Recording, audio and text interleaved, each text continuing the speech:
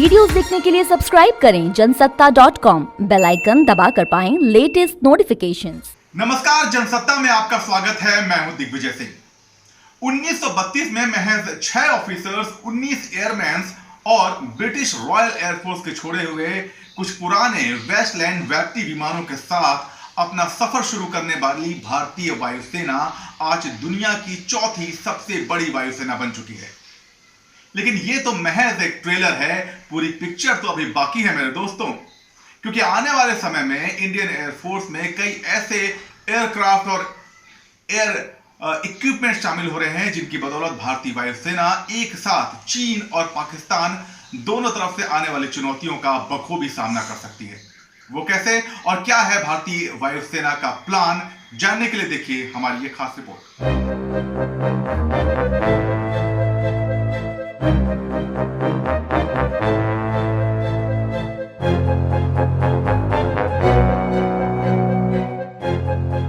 भारत के आसमान पर ये प्रहरी सजग हैं, सतर्क हैं, 24 घंटे 12 महीने।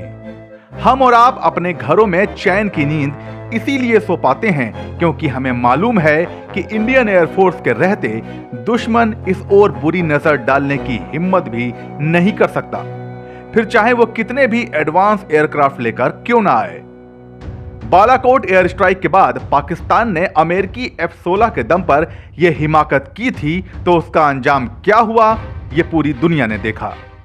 मगर पाकिस्तान को अब चीन की भी शह मिल गई है।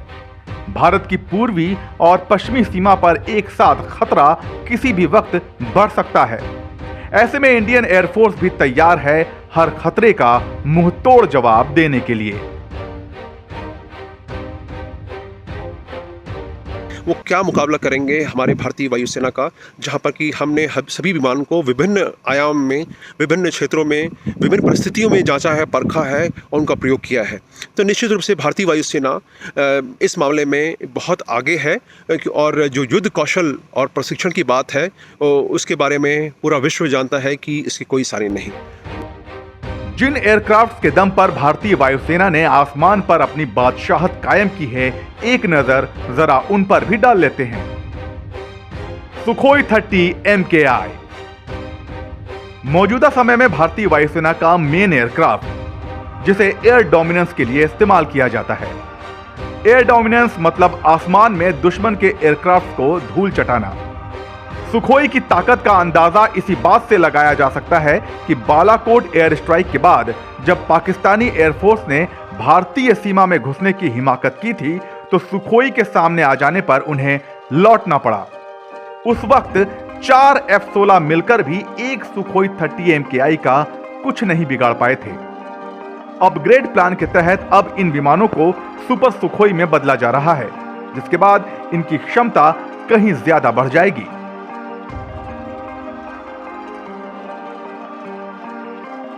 राफेल आने वाले समय में यह इंडियन एयरफोर्स का मुख्य एयरक्राफ्ट बनने वाला है। यह एक medium weight multi role aircraft है, जिसे एयर टू एयर फाइट और air to air ground attack समेत निगरानी और दूसरे कई कामों में एक साथ लगाया जा सकता है। MiG-29 रूस से 21 नए MiG-29 एयरक्राफ्ट के वायुसेना में शामिल हो जाने के बाद उसकी क्षमता लंबे समय के लिए बढ़ जाएगी। MiG-29 का इस्तेमाल वायुसेना बहुत समय से कर रही है और आधुनिकीकरण के बाद ये एक ऐसा एयरक्राफ्ट बन चुका है जिसकी तोड़ कम से कम पाकिस्तान के पास तो नहीं है। चीन के भी सिर्फ 2 ही एयरक्राफ्ट इससे बेहतर या इसके बराबर हैं।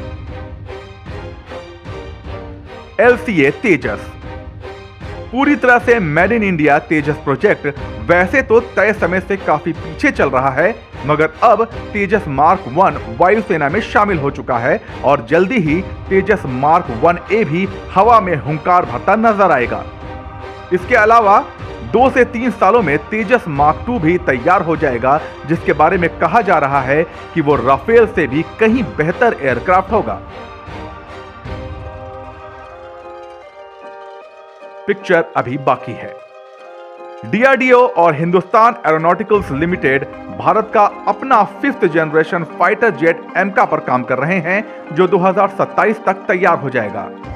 इस दौरान MMRCA-2 डील के तहत हो सकता है कि भारत कोई और विदेशी एयरक्राफ्ट भी खरीदे ताकि हमारी वायुसेना की जरूरतों में कोई कसर बाकी न रह जाए। और बाकी चिन्हुक और अपाचे जैसे अटैक हेलीकॉप्टर तो हैं ही। अगर खतरा दोहरा है तो उससे निपटने के लिए एयरफोर्स की तैयारी 4 गुनी है। वायुसेना को अत्याधुनिक बनाने और उसकी स्क्वाड्रन क्षमता को बढ़ाने के लिए रक्षा मंत्रालय और भारत सरकार पूरी तरह से जुटी है। आने वाले कुछ समय में कई ऐसे वेपन्स भारतीय वायुसेना का हिस्सा बन जाएंगे जिसके आगे दुश्मन का टिकना मुश्किल ही नहीं, नामुमकिन हो जाएगा। इस रिपोर्ट में दी गई जानकारी आपको कैसी लगी, ये कमेंट सेक्शन में हमें जरूर बताइएगा। बाकी की खबरों के लिए बने रहिए जनसत्ता के साथ।